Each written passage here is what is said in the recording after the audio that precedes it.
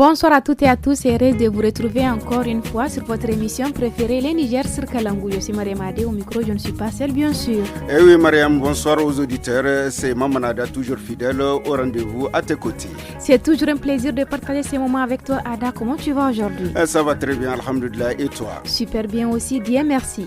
De l'autre côté de la vitre du studio Soumana Amadou, ça bouge aussi avec un clin d'œil à Issa Loli, notre technicien du jour, et bien sûr Moussa Hassan, chef d'édition. Alors Mariam, dis-nous, qu'est-ce qu'on a de beau pour nos auditeurs ce soir? Ada, ce soir aussi, on ne va pas s'ennuyer du tout. Chers auditeurs, préparez-vous à passer un très bon moment avec nous. Au programme, une bonne dose musicale 100% nigérienne pour vous ambiancer. Nous allons aussi suivre un entretien avec M. Moli Amadou, juge de mineurs au tribunal des grandes instances hors classe des Anders sur la réinsertion des mineurs. Il y aura votre rubrique environnementale et l'écho des régions qui nous conduit à Zander, sans oublier le sport et votre chronique Loti. Restez bien connectés, ça commence maintenant. Bon Ada, je crois qu'il est temps de mettre un peu d'ambiance, non? Ah oui Mariam, on ne peut pas rester comme ça, les auditeurs nous attendent déjà. Allez, on démarre tout de suite avec du bon son pour vous mettre dans les moods. Montez le volume et profitez avec ce titre Tout est possible de Feu Hams Garba. Tout est possible.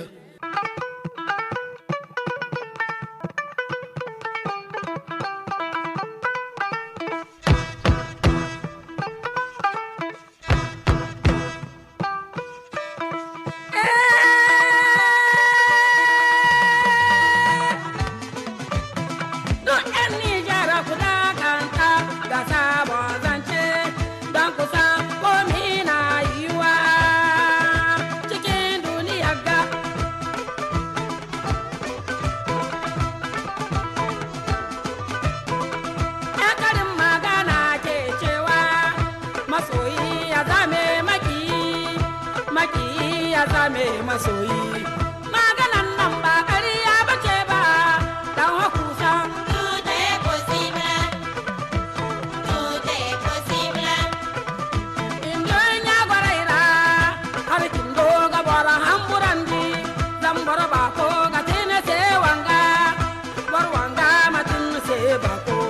Eh oui, Mariam Hamsou Garba est née le 25 décembre 1958 à Maradi, fondatrice du groupe Anashua créé en 1991. Et son premier album Gargadi est sorti en 2008. Et cette chanson Tout est possible est sortie en 2009.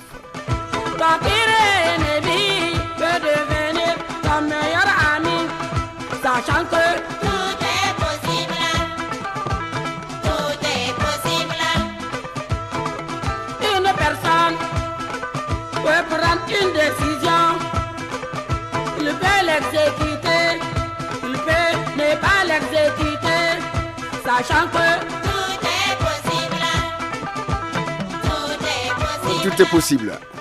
Effectivement, tout est possible. La vie est pleine de surprises. Des choses impossibles peuvent se produire. Par exemple, ton ennemi d'hier peut devenir ton ami de demain, vice-versa. Être riche aujourd'hui et un bon matin, on devient pauvre.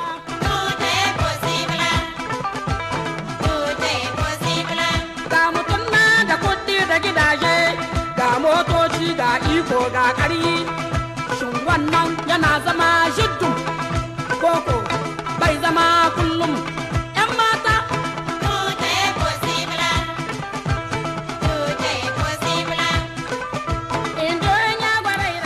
Après la musique, place maintenant à la première partie de notre entretien du jour. Oui, Ada Zander, l'avenir des mineurs qui sortent de prison préoccupe. Aujourd'hui, la question de leur insertion se pose avec acuité. Dans la première partie de l'entretien de ce mercredi, le juge de mineurs au tribunal des grandes instances hors classe des Zander nous parle des procédures pénales applicables aux mineurs en conflit avec la loi et leur prise en charge en milieu carcéral. Monsieur Moli Amadou, juge de mineurs au tribunal des grandes instances hors classe des Zander, répond aux questions des Araboukar.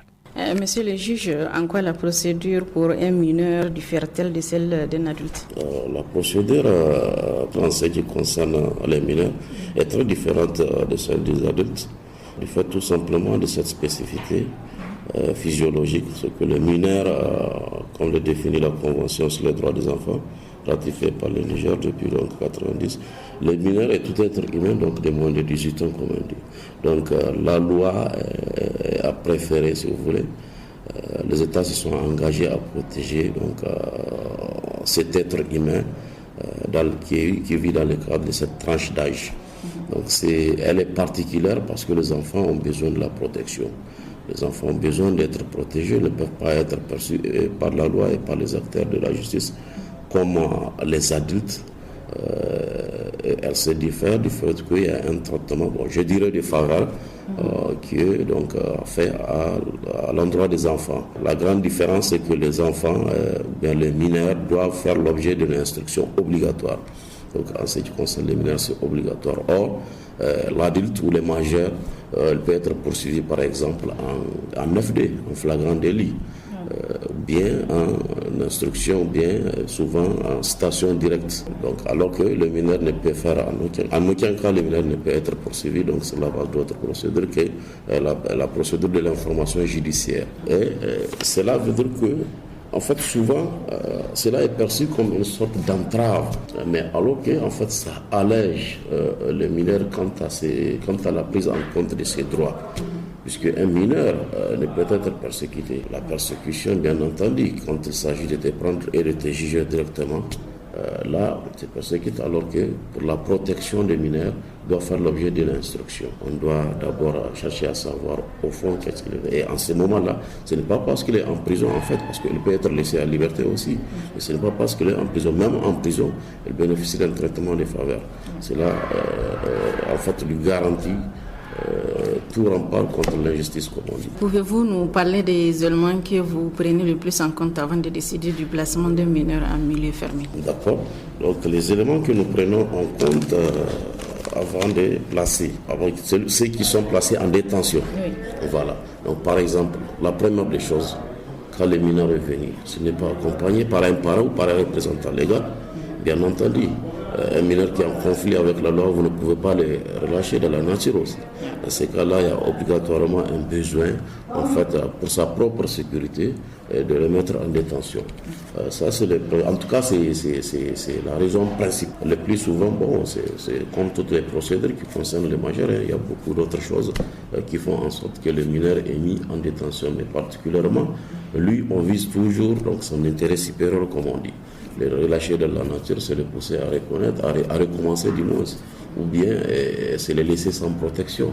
Or, si les protéger, si les en détention, au moins là, on sait qu'il est protégé.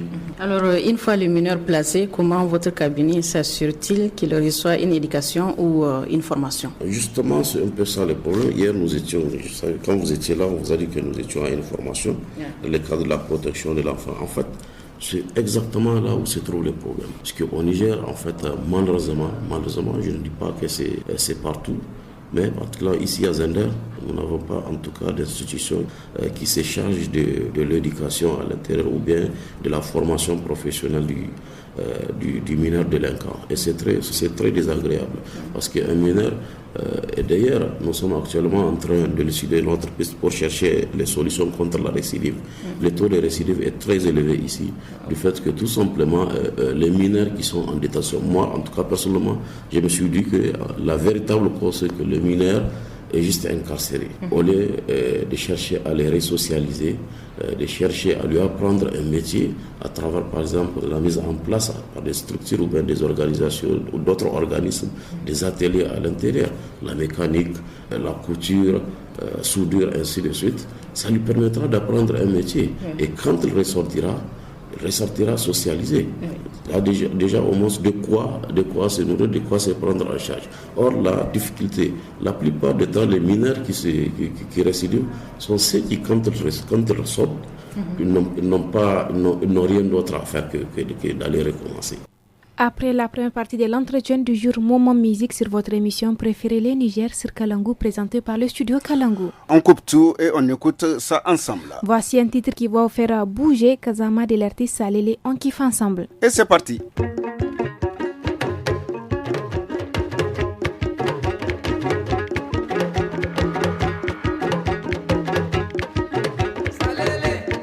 Ali?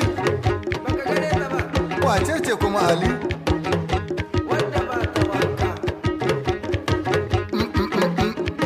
Wari-wari, ɗaɗɗaɗɗai ta kai ƙazama, nisa lissu ba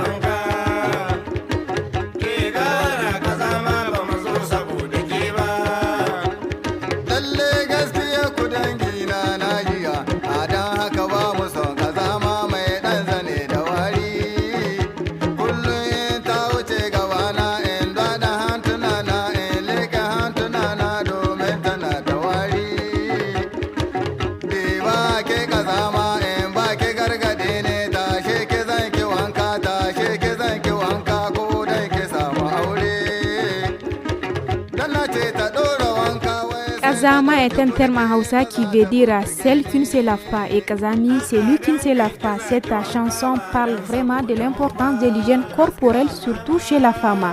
La femme doit prendre soin de son corps, être bien dans sa peau pour être bien vue et bien respectée. C'est une chanson composée par Salele qui chante maintenant en solo. Avant, il était membre du groupe musical Tandé de Mahmoudou Abdussalam.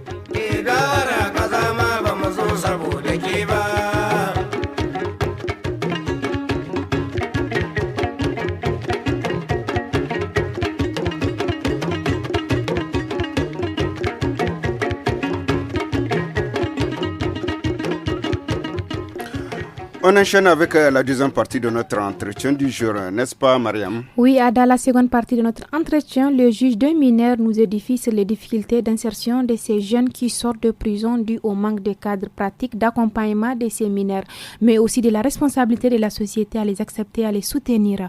Moli Amadou, juge d'un mineur au tribunal des grandes instances hors classe de Zander, est toujours au micro des Zahra Boukar. Au moins, ils savent qu'en prison, ils ont un toit et ils mangent aussi. Alors que quand ils sont dehors, souvent les parents les ont abandonnés, les ont laissés à eux-mêmes. Ce qui fait que donc il n'y a pas un cadre jusqu'à présent. L'État n'a pas mis en place un mécanisme ou un système à l'intérieur des prisons. Théoriquement, oui, mais dans la pratique, ça n'existe pas. Pour que le mineur puisse apprendre quelque chose, pour qu'on puisse le former à l'intérieur des prisons. Et nous sommes en train de faire le plaidoyer. Inch'Allah, nous allons continuer à le faire pour qu'au moins on puisse trouver des solutions. Comment vous travaillez avec les services sociaux et les ONG pour le suivi de ces jeunes? On a une collaboration exceptionnelle. Particulièrement ici à Zender, les travailleurs sociaux et les organismes qui œuvrent dans le cadre de la protection de l'enfance sont très dynamiques, sont très actifs. Et ça, vraiment, c'est à féliciter. Dès qu'il y a un mineur en difficulté qui a besoin d'être protégé, que ce soit au niveau des brigades des mineurs, différentes unités qui s'occupent des mineurs, ou bien au niveau de la direction de la protection de l'enfant et de la promotion de la femme, ainsi de suite, directement elle nous réfère. Et vraiment, nous travaillons main dans la main.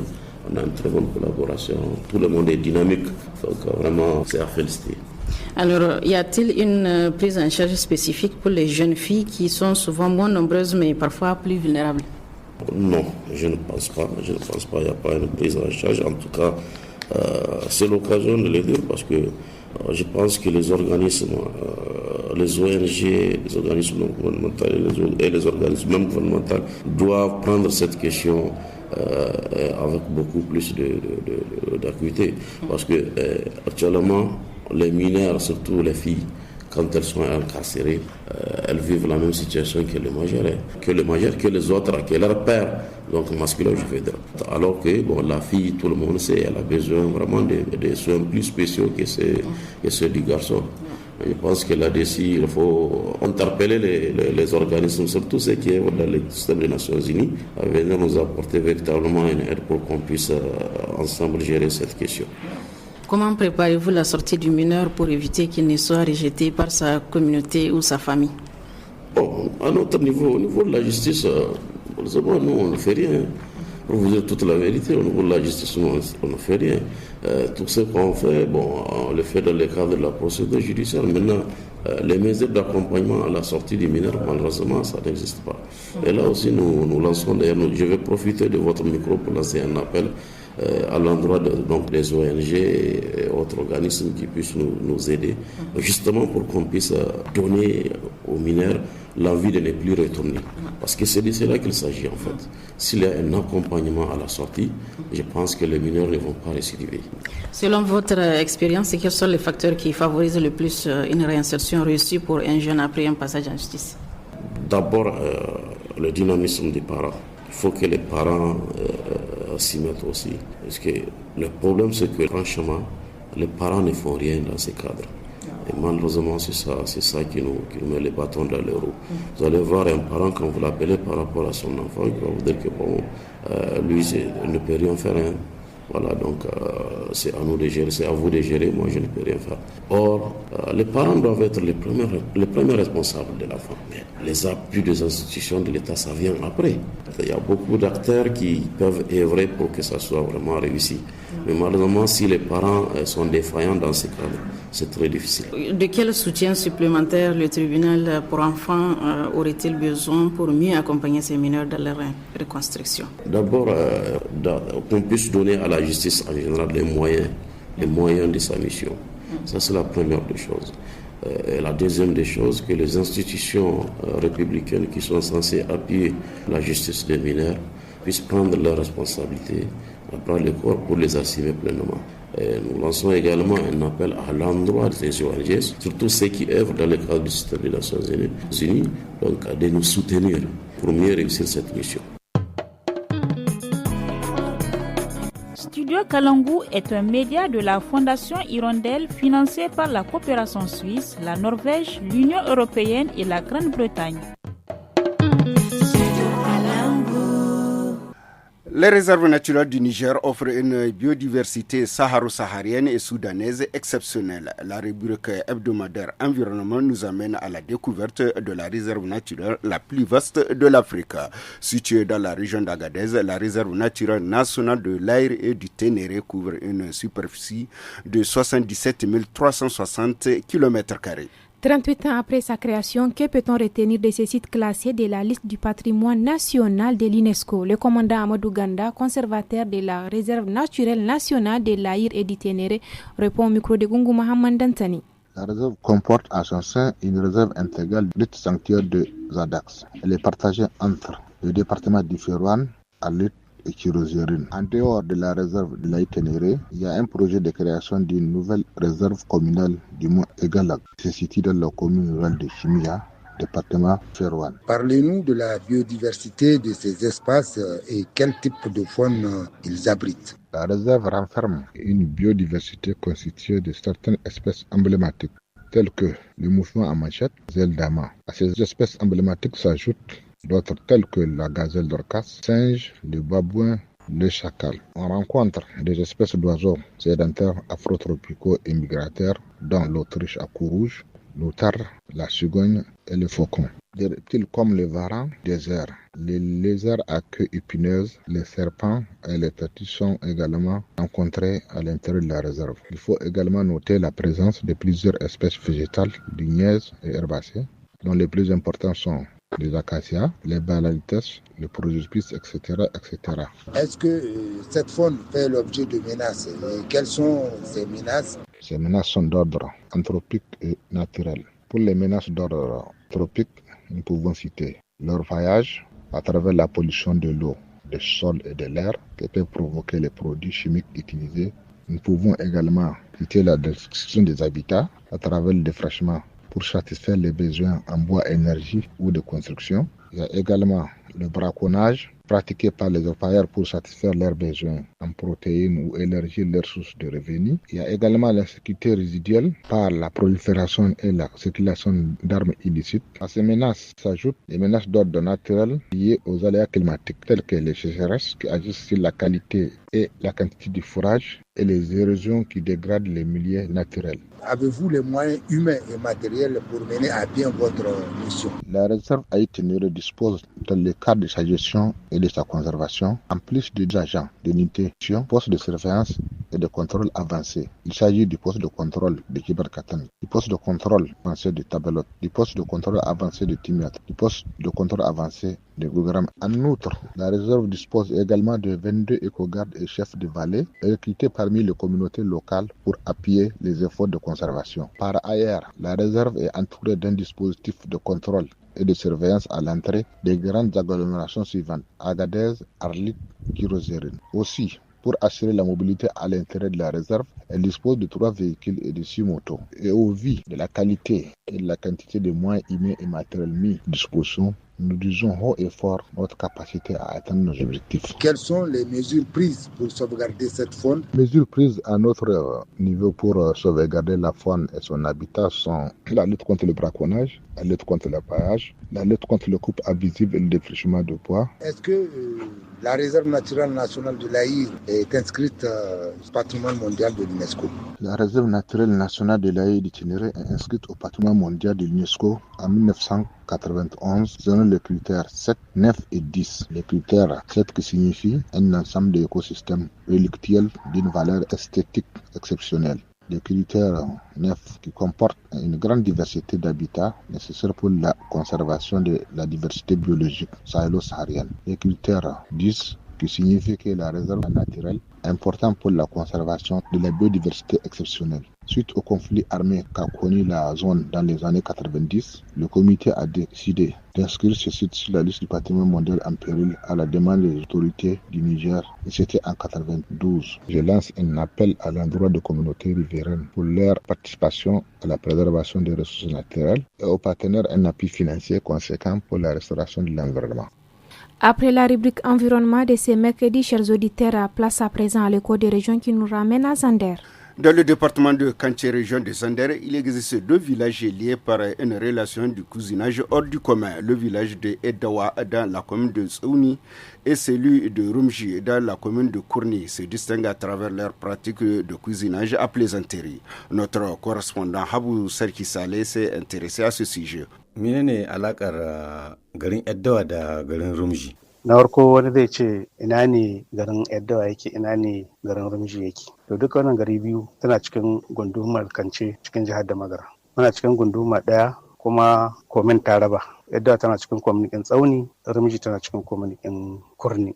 Tsakanin Eddawa da Rumji abu ne da mu dai yanzu muka taso muka gan shi uwaye da kakannu su ma suka gani wajen kakanninsu. A tarihi sarkin gabas Yahaya na Eddawa shi ya armi diyar sarki Miko na garin Rumji wanda shi ne sarki na ƙarshe da aka yi a Rumji ba a sake wani ba. To kuma wannan mace da aka armo ta daga Rumji ta samu yara guda 3. Ta samu Ya'u da Jibo da Malam Musa. To kuma shi Jibo ɗin nan a wani lokaci sai aka maida shi kamar riƙo Rumji kaga wajen uwa kenan. To kaji alaƙa da take tsakanin Eddawa da Rumji. To shi wannan wasan naku na tabastaka ya yake? Wasa ne in ka gan shi in baka san ba abin da ake yi kai ka bata rai. Zaka ga mutum baka san shi ba kana zaune a gaban sana'arka sai zo ya kwashi abin da yake so. Wani bin ba ma dariya ba yake zai ma matse maka fuska baka gane. To in kama hunu ko kuma kai in baka sani ba kai na Eddawa wani zai ce ma wannan mutumin kalka mishi magana. Duk inda ta je ta fito mutumin Rumji kuma sai a kilkile da dariya. Duk abin da dauka a wannan shinhuda a wannan shago ko menene mutum ya bashi baya. An ce kuma idan aka yi mutuwa ko a Rumji ko a Eddawa kowanne daga cikin ku yana rike gawa sai an biya ku. Ko mutuwa aka yi mutumin Rumji sai ya tsare gawa ya ce an sallame shi a ce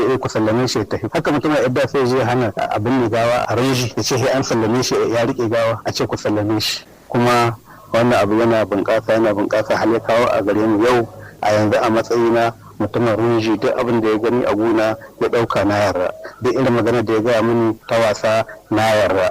Ni ma wata rana in na samu salo na sande su a wani wuri ni ma zan aikata haka kuma ba wani matsala a tsakanin sai annashuwa jin daɗi. Kai wasan nan yana burge mu kuma har yana burge karkara da baki ɗaya. Ai mafi yawan wasan nangi ko tabastaka an san shi ne tsakanin kabilu. Ai wasa an san shi ne tsakanin Fulani da bare-bare. An san shi tsakanin wata kabila da wata kabila. To wannan duka kabilar Daura ce, duka a Daura muke. Kuma tsakanin garin Rumji da garin Eddawa bai kilo 20 ba. Kuma ta wani lokaci sai ka ji kai mutumin Eddawa, mutumin Rumji sai ka ji mutumin Eddawa ma kai dan uwanka ne ba. Ya kusa da kai a karkar ma haka je sai mutumin wuri kaza tunda tare za ku yi wasa kuma a yi wasa a yi dariya kuma a buge hannu a taba a yi dariya a yi annashuwa.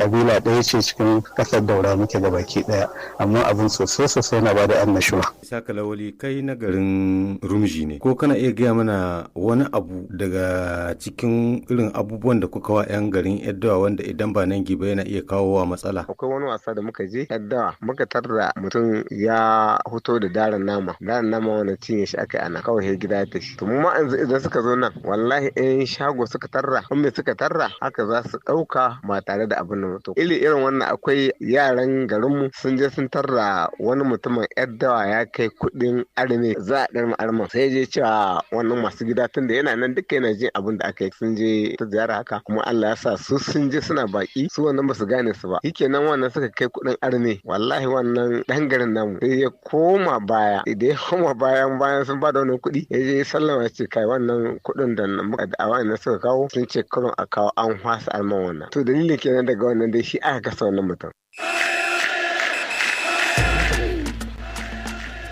Chers auditeurs et auditrices, si vous venez de nous rejoindre à l'instant, vous êtes à l'écoute de votre émission Le Niger sur Kalangu. On change totalement d'ambiance maintenant.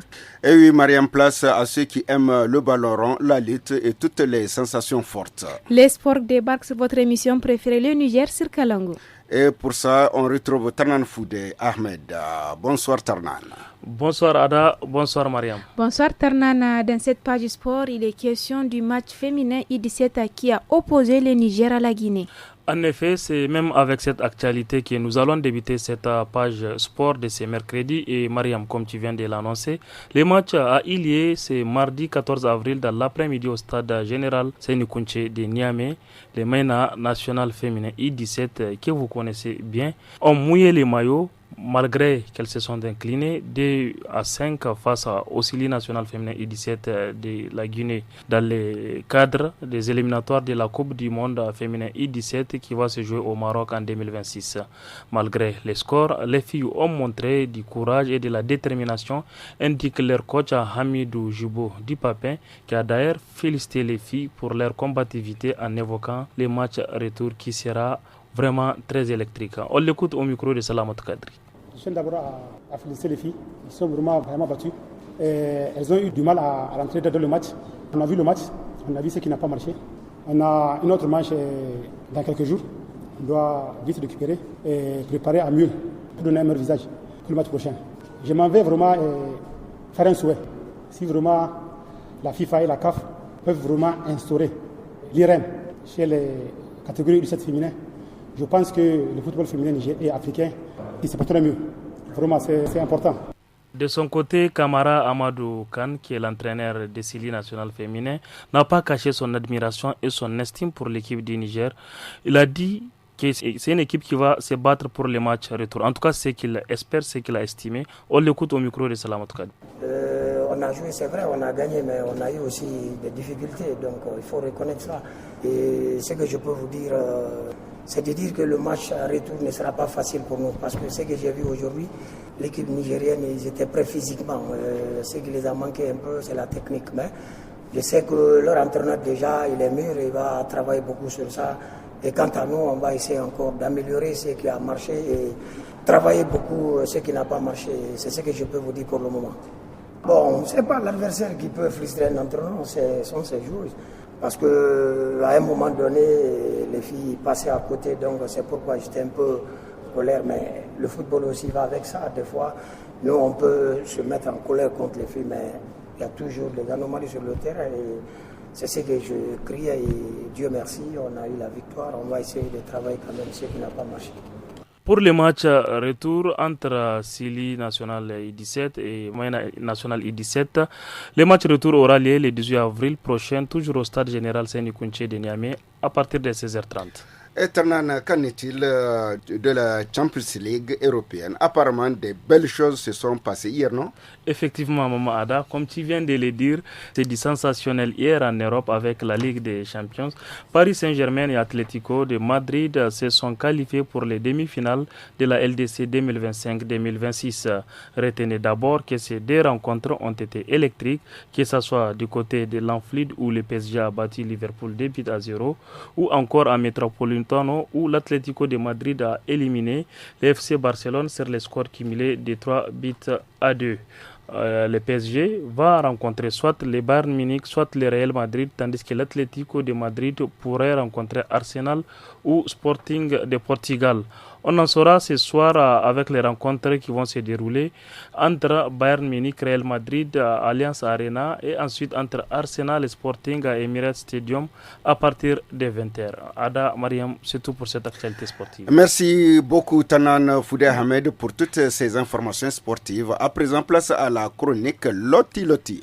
Dans notre chronique Loti, nous évoquons les sujets de la dot. Et oui, la dot, cette somme que les prétendants candidats au mariage apportent à sa dulcinée, sa future épouse. Mais aujourd'hui, certaines familles en font leur fonds de commerce et exigent beaucoup du futur marié. Pour plus de détails, écoutons l'équipe femme du studio Kalangu. Affairage, affairage, affairage, affairage.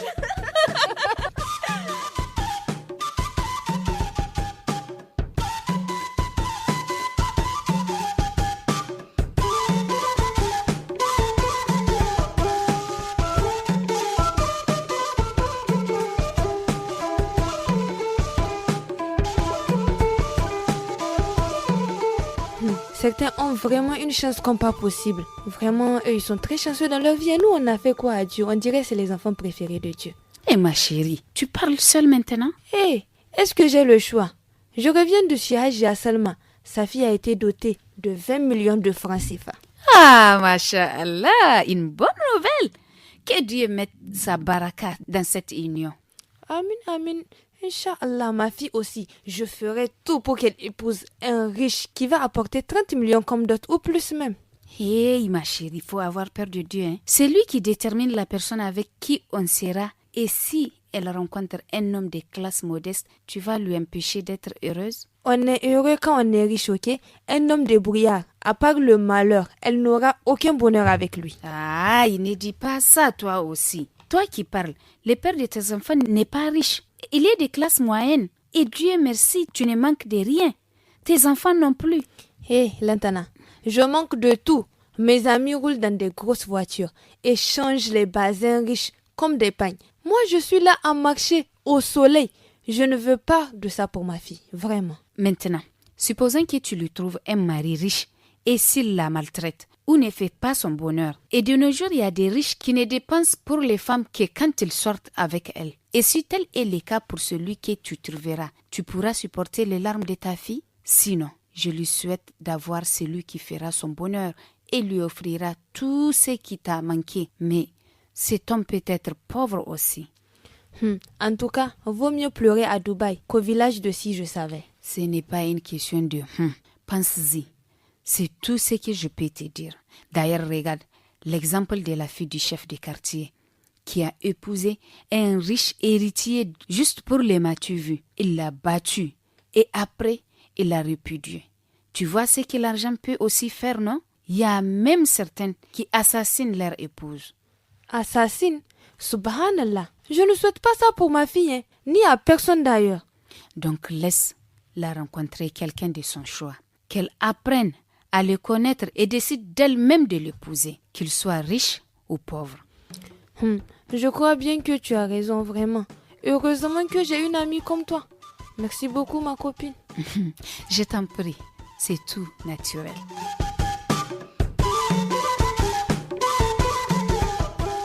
C'était la rubrique Loti du jour. Merci pour vos multiples conseils. Et voilà, c'est la fin, mais quel plaisir d'avoir été avec vous. Merci pour votre fidélité, chers auditeurs. On se retrouve très bientôt pour une nouvelle édition encore plus riche. Au micro, c'était Mariam Adi. Et Maman Ada. À la technique, Issa Laouli. Et à l'édition, Moussa Hassan. Passez une excellente soirée.